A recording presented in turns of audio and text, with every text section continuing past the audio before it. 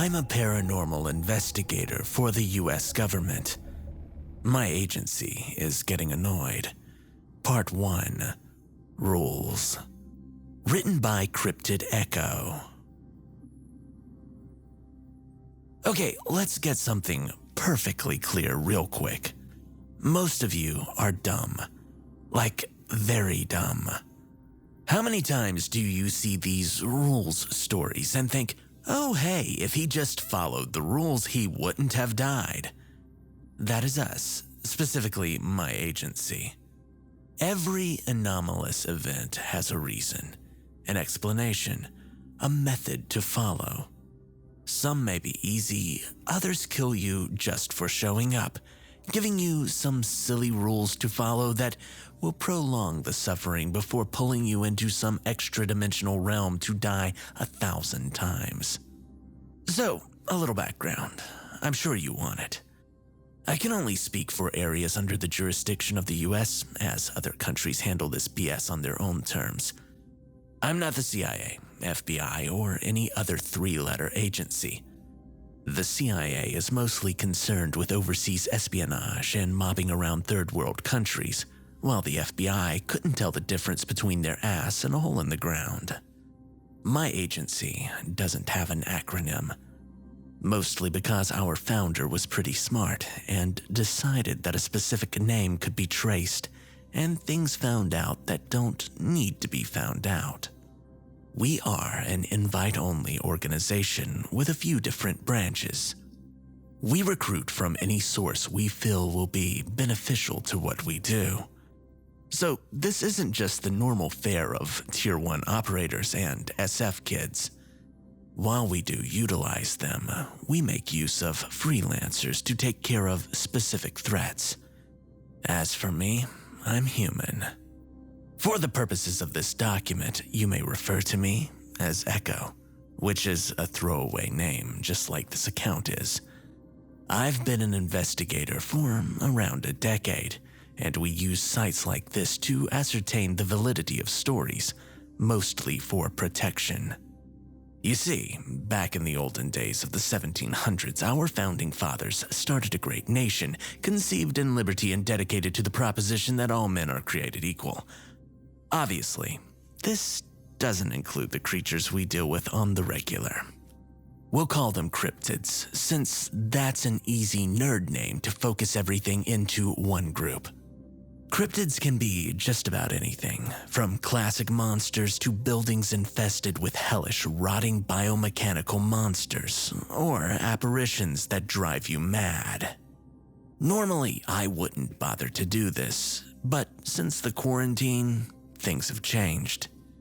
People aren't distracted by their daily lives as much as they used to be, and we can only stage political scandals and diversions so much before the majority of the population begins to grow numb to everything normal going on in their world. That, and I'm honestly tired of seeing the same mistakes. Take the jobs with rules, for example. It starts off with some rube just out of college with a worthless degree who is now struggling to make any money because art doesn't exactly pay the bills unless you're the new Pablo Picasso. Soon, they get desperate and they start applying to anything they can get their hands on that remotely looks like it will secure their next meal. And then one day, a job posting pops up. Not on actual vetted job sites like Indeed, but something stupid, like Craigslist or Facebook. Or you magically run across a paper flyer you never noticed before that just so happens to be sitting at eye level while you sip on that non-fat soy latte that you just purchased, with the remaining $5 in your checking account. Security guard needed, start tonight, $40 an hour, no experience needed, it reads. Now, if there weren't any red flags in that quoted line right there, you just need to go and get your head checked or lay off the soy lattes. No security firm pays 40 bones an hour for a rando off the street with no experience. And I'd be willing to bet my ridiculous government paycheck on it. This also goes for amusement parks, malls, universities, subway systems, the works. You see, I've investigated so many of these facilities over the last 10 years that it feels like the general population should have gotten a hold of things by now.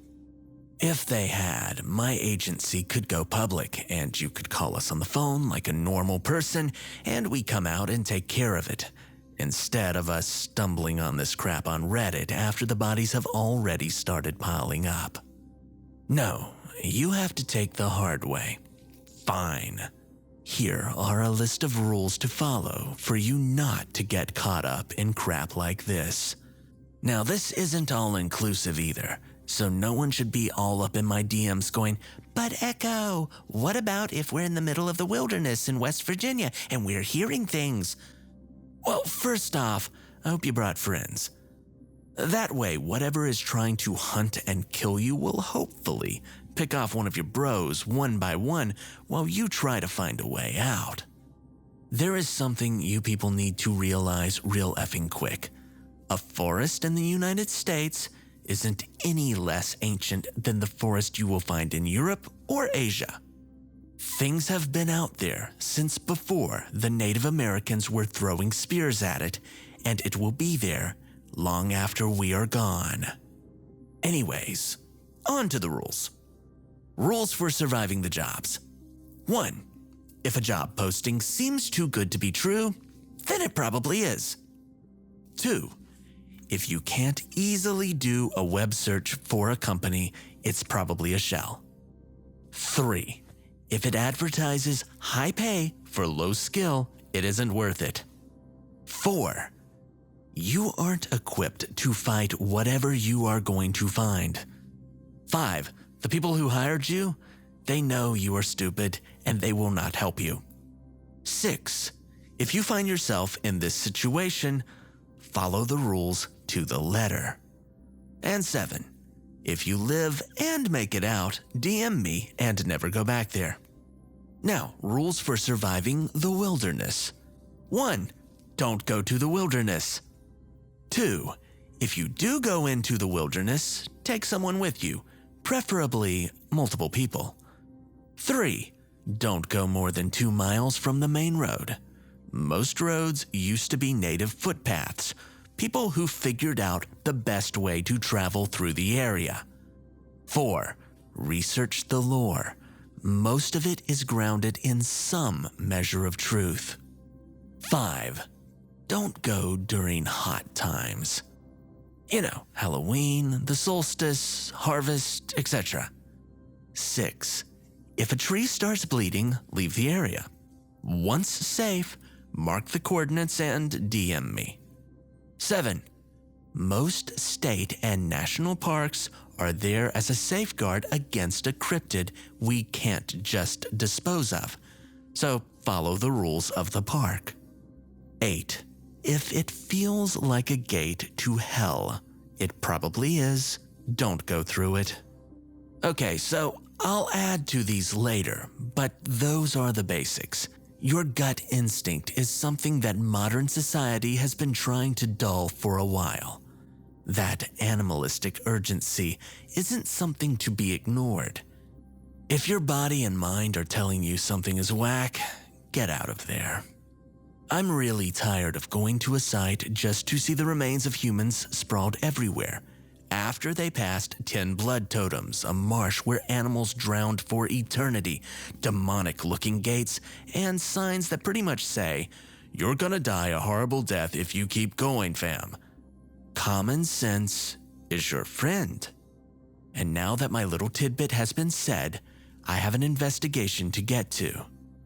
We always have a hidden camera with us, so when I get back, I'll transcribe it here. And yes, my boss is fine with this. He's tired of it too. Here you go. A written transcript follows. Agent Redacted Echo and Agent Redacted Shout arrive on site. It's 16:30, 22nd of January, 20XX, Redacted, South Dakota. Echo, Stout, where did this come from? My partner queried. And just go along with it, you goober. Think of it as a training video for morons. The brain is cool with it, I spat back.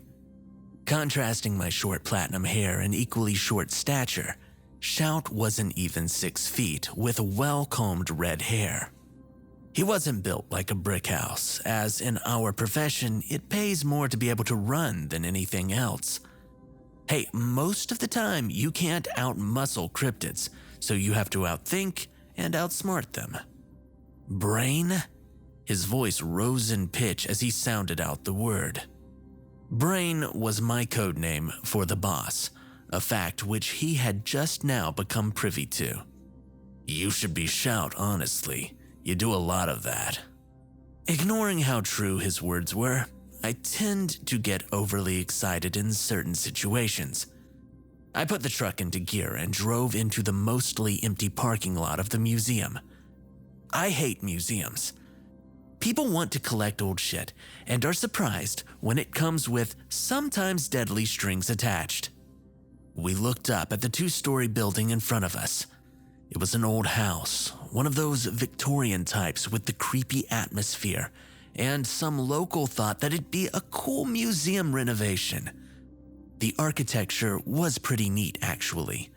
Atop the entrance sat a hand-painted sign that spoke the name of the museum, mostly displaying things like antebellum antiquities and strange objects from around the state. A job posting had been popping up on Facebook for a while. It would be filled, and then about a week later, it would be up again. So far, 3 security guards had been reported missing or in an accident of some kind, so we caught wind and decided to investigate. The town was mildly populated, a couple of thousand people at most, and it was cold as balls outside. To better blend in with the locals, Shout and I moved into a piece of shit apartment in town and bought a raspy old Dodge truck to showcase just how poor we were. Thankfully, they were happy to sign on the 2 new security guards for the night shift at a ridiculous rate of $43.50 an hour. You remember my rules from earlier? Yeah, classic. We pulled into the parking spot and shut the truck off. From the back of the extended cab, Shout pulled a small case up and into his lap, thumbed the latches and flipped it open. A small laptop sat in the case attached via USB to the redacted device. It's an instrument for measuring levels of redacted. The readout was going ballistic, indicating that cryptid stuff was definitely happening. He shut the laptop and closed the case as we had a visitor.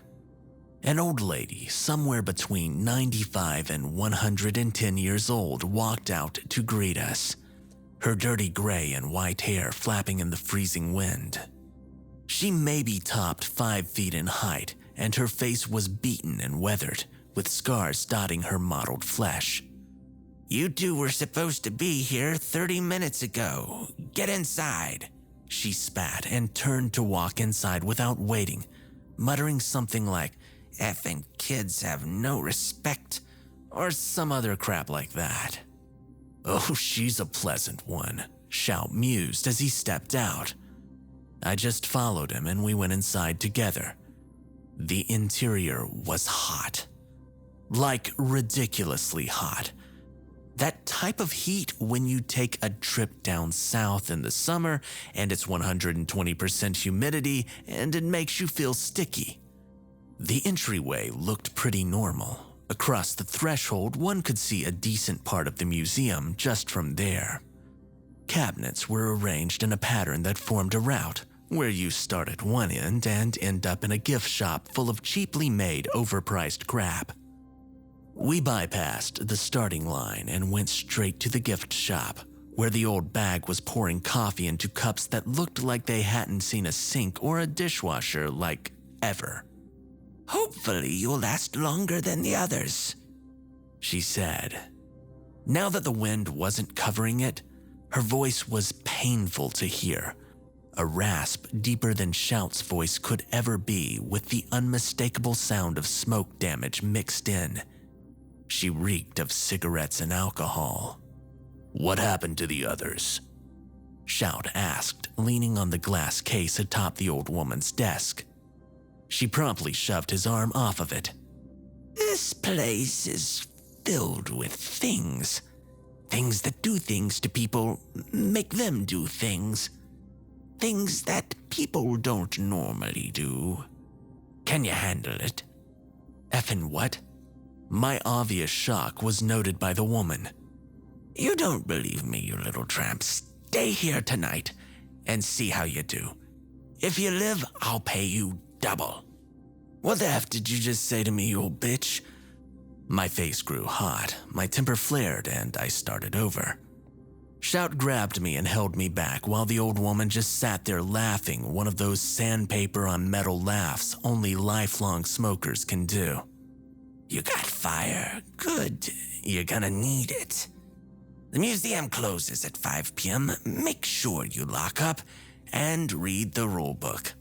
I'm going home. Fine, get the F out then, I spat, eager to be done with her. She laughed some more and grabbed her things. She sat a binder on top of the desk without a label on it and patted it, staring right into Shout's eyes. You could come with me, kiddo. We'll take a dip in my hot tub together. The amount of sultry she tried to put into her voice was painful to hear. I can't. Got the job and stuff, right? Yeah, ha, Shout said. The woman laughed again and left straight away. I broke out into fits of uncontrolled laughter while Shout began dry heaving into the half-full trash can to the side of the desk. He was popular with the ladies, especially the older ones. Unlucky for them, he was as gay as can be, so no one had a chance. All right, let's get to these rules. Hope this isn't complicated. I really don't want to deal with this crap tonight. Shout busied himself, looking over the pictures on the desk. Check this out. I peered over. A row of photos sat against the back wall. They went from old to new. Each one of them had multiple people in it. One thing stuck out.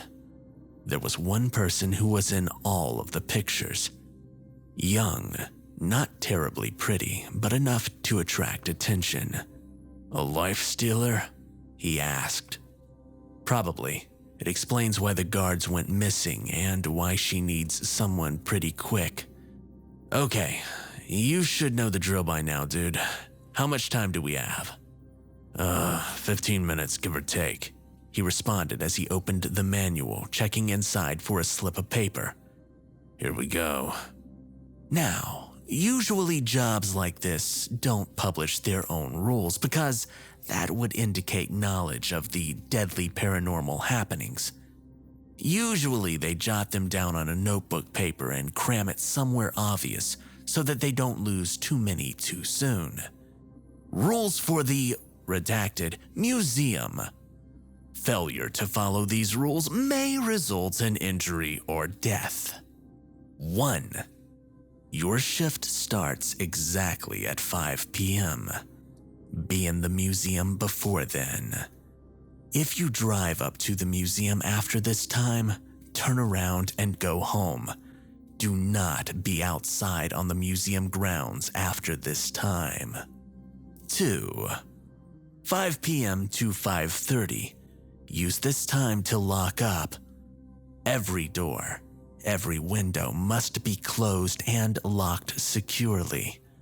Do not go into the attic except during the times outlined in these rules. 3. 5:30 to 5:31. The attic houses an old wedding dress. Once 5:30 hits, the door to the case will open and will remain open for 1 minute.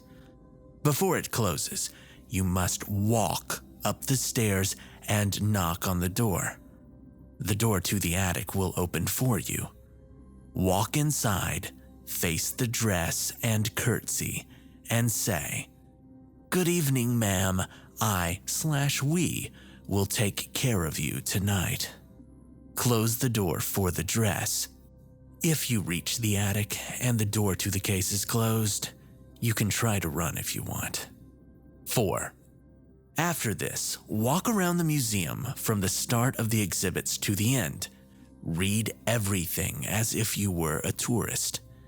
The exhibits alike when they're paid attention to. 5. During your tour, you may encounter screams and crying. You may see things in your peripheral. Do not attempt to look at the source of the screams or anything in your peripheral vision. 6. The exhibits may change, displaying truly frightening scenes that may involve family members. Do not enter the exhibits unless you want to become part of it. 7. Near the end of the tour, before you exit the gift shop, you must turn and bow and say, "Thank you for the lovely time." It doesn't matter what you see. You must still thank the exhibits. 8. When you exit the gift shop, you will see a grotesque young man sitting at the desk. Buy something, it doesn't matter what it is, and accept the receipt. Your purchase will be refunded to you in the morning. Do not look at the receipt. 9. After the tour, you must complete a walkthrough of the museum every hour. You may hear knocking on the door or windows.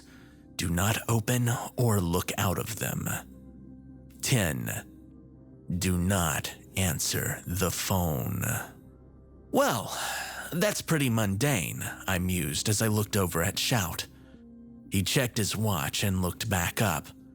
It's time to say hey to the dress. You got the stuff?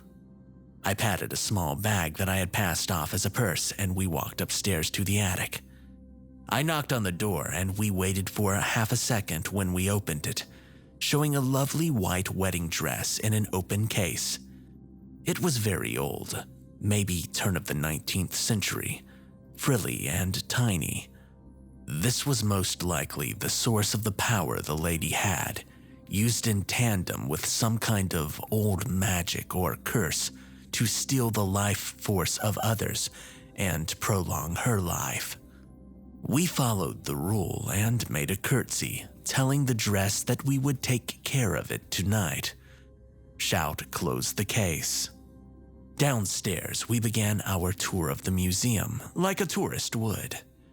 The exhibits actually weren't too numerous, but the rules hadn't been lying when they said that they might show us some effed up shit. Bloodbaths, cannibalism, bloody debauchery. It ran the gamut. Shout was still relatively new to the whole thing, so I pulled in an air sickness bag from my purse and handed it to him right before he chucked up his guts. I've seen plenty like this. I'm kinda jaded now, which is the sad part. We continued through the museum at a leisurely pace, stopping to look at each grotesque scene shown to us. At the end, we turned and thanked the exhibits for a good time. The creatures that had been at our peripheral were suddenly in front of us, watching, growling with mouths in places that they shouldn't be, making sounds that shouldn't be heard by mortals. Shout was pale. I was tense. Eldritch abominations were the worst to me, and this museum was full of them. I couldn't wait to be free of this place. They were there, waiting for us to mess up. One infraction would be our demise. We turned and exited the gift shop, picked out 2 candies and paid for them individually, keeping the receipts. The lights dimmed and the grotesque kid disappeared. Hey, Echo. What causes this stuff to appear here? Shout spoke while I was rummaging through the books to find the secret diaries these people inevitably kept. I was halfway inside of a deep bookshelf when he asked, But think of the world as a flat plane. Flat Earth theory, except interdimensional instead of real space. Humans can't perceive too much more since our telepathic ability is almost nil. But that is also kind of what protects us. Creatures from different planes feed on energy created from mental stimulation, like psychic food, and a powerful enough source is like blood in the water. Emotions serve as a conduit. That's why a lot of possessed objects were the possessed of someone whose emotion was so strong that it created a beacon for something. Demons are the most common because they can possess smaller objects easier, kind of like that dress. They can feed and regulate themselves to do what they want to do. Eldritch creatures are in turn drawn by a demon, which has a bigger presence on the psychic plane than a human ever could. I tossed more books off of the shelf. So, these things we saw in the museum weren't demons? I thought all of these were, Shout said. You didn't pay attention in redacted course, did you? Eldritch. Not really understandable by us, but there are some explanations. Eldritch creatures can only affect our world during times when the barrier is weaker, such as nighttime or during certain psychic extraplanar phases. Phases like boss fight phases? Shout arched a brow, taking the diaries I handed him and placing them on the desk. No, you doof. Kinda like phases of the moon. Our world's psychic manifestations goes through phases as well. These correspond to certain times of the year, such as Halloween, midsummer, etc. That's why you hear of most eldritch activity taking place more at certain times of the year. Demons don't have to worry as much about that barrier, but they still have limitations. Houses like this are dangerous because eventually so many beings will congregate that it'll weaken the barrier enough for them to get in. Good thing we're here. I'd rather sit in a hot tub with the old bat than have to deal with that kind of infestation. Yeah, me too, I replied. The phone began ringing, startling me and making me slam my head against the shelf. I shimmied free of the bookcase and rubbed my head. Neither Shout nor I attempted to answer the phone. Rule 10, remember? I'm gonna start reading these. It's time for our museum walk. You take the honors and I'll switch next time. Right, see you in a few, Echo, he said. Shout, be careful. Symptoms are classic, but treat everything like it's your first time. He nodded and walked off, leaving me to manually transcribe certain passages into my notebook. Taking pictures would be easier, but you run the risk of transferring the possession if you photocopy the whole book. Shout returned a while later, and we switched off like this for most of the night. All in all, it was relatively pain-free. Not a bad one to introduce Shout to a rule-based anomalous facility. 7 a.m. came quickly after that, and the old bat seemed astonished that we were still alive. No issues, she quirked a brow. Nah, none at all, I responded. See you back tonight, she asked. Shout answered. Yes, ma'am, we will. The rules were simple. Museum wasn't too bad. We'll see you tonight. We walked out, got into the truck and left. Well, we left, but parked around the corner where we could still scope out the place with binoculars.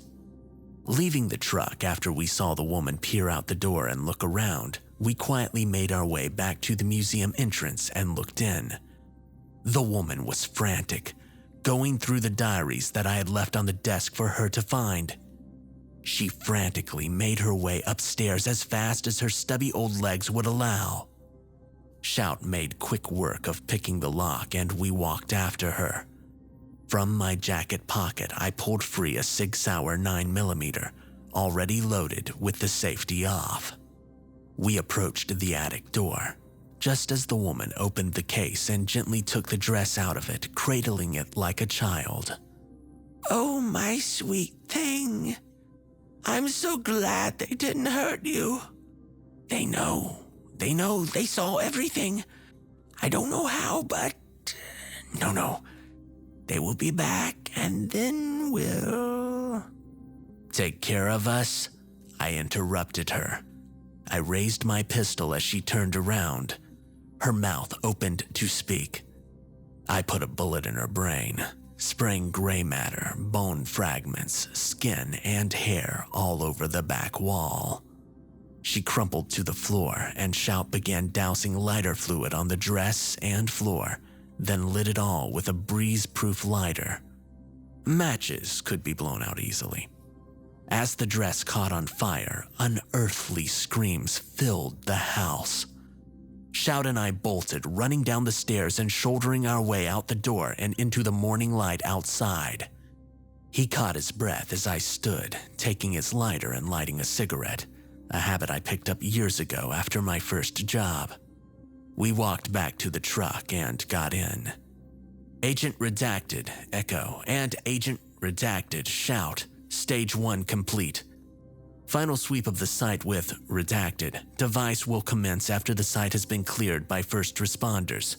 Incendiary operations will resume if first responding services are better than adequate and other Redacted are detected. End of transcription. Well, there you have it, folks. Pretty easy one to deal with. Any specific questions, direct them to me in the comments preferably. And if one of you DMs me any questionable images of your body parts, just know that my agency has more funding than the CIA, NSA, and FBI combined. P.S. Tell the FBI I said to suck it.